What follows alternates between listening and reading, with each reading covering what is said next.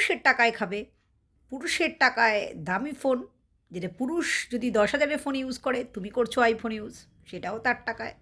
সমস্ত কিছু তার টাকায় করবে।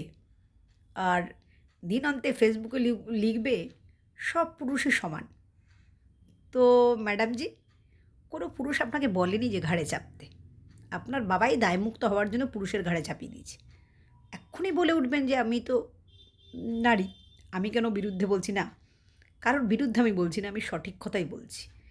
যে আমিও যেটা খাবো সেটাও কিন্তু আমার বাবা আর্ন করেন, হাসবেন্ড আর্ন করবেন। এটাই পন্থা। যে না আপনি কাজ করেন না, আপনি যে স্যালারিটা পান প্রত্যেকটা মেয়ে কিন্তু তার সংসারে খরচ করে না। এটাই জেনুইন কথা। আর সত্যি কথা বলতে গেলে কোনো জেন্ডার ওয়াইজ কথা বলতে হয় না। সত্যি কথা বলতে গেলে সত্যিটাই বলতে হয়। আপনি দামি, দামি শপিং করছেন। ১০ টা করলে হাসব্যান্ড ১ টা করছে। তারপরেও এত নিন্দা। না, এগুলো ধর্মে সইবে না। আর একটু ট্রাই করে দেখুন না, ঘর থেকে বেরিয়ে ২-৪ দিনের জন্য বেরিয়ে ঘুরে ঘাড়ে আসুন। দেখুন যে পুরুষ ছাড়া চলে কি না? না, আমার তো চলবে না বাবা।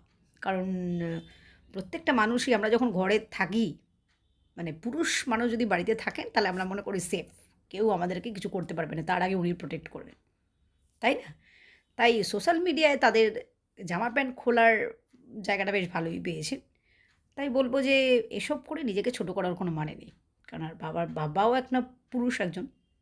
তা বলবেন যে আমার বাবা আর পুরুষ কি সমান হলো? অন্য পুরুষ কি সমান হলো? না।